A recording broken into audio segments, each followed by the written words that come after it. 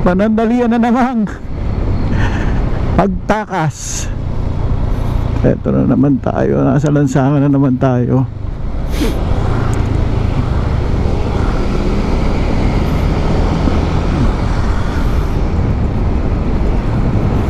Ngayon po ay linggo. Tumakas na naman tayo sa mainit na lugar.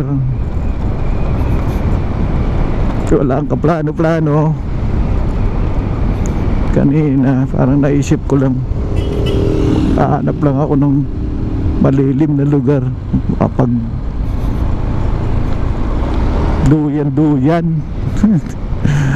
hindi ko naman alam kung wala talagang anggulo. Alam niyo yung anggulo ng isip mo.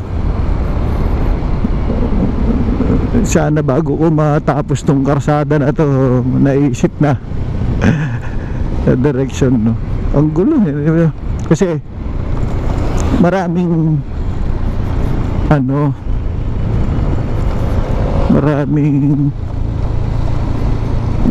marami akong gustong mangyari na pinaplano, pero may positive side, may negative side. So nabala-balansi ko pa, kaya parang magulo, no?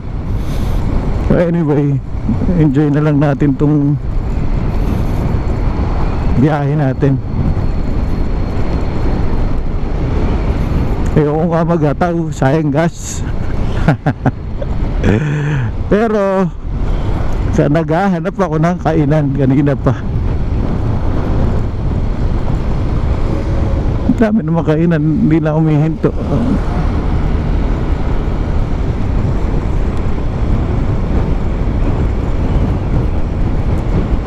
Natamad ako. Mamaya siguro kabila. Bibilis nila, no?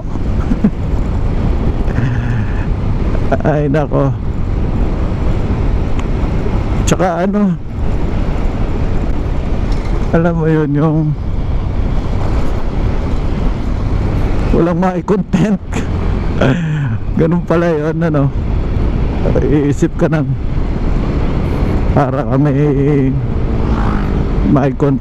mai-present sa public, kasi mapupulaan ka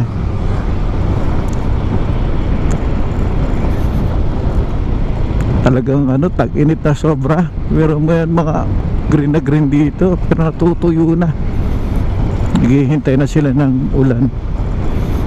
Naku, baka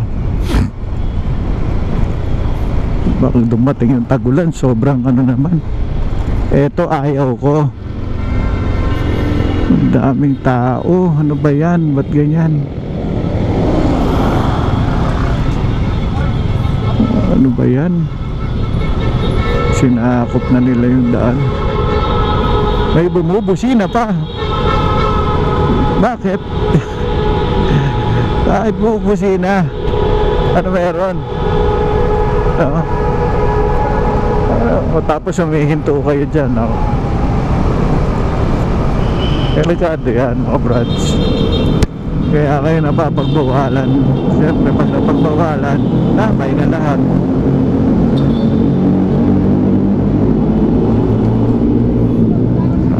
Siguro dito na lang ako kakain.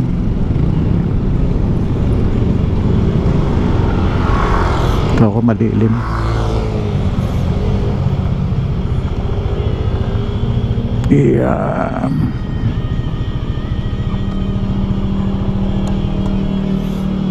Yan,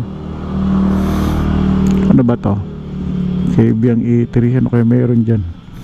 Sige, hanggang dito na lang muna.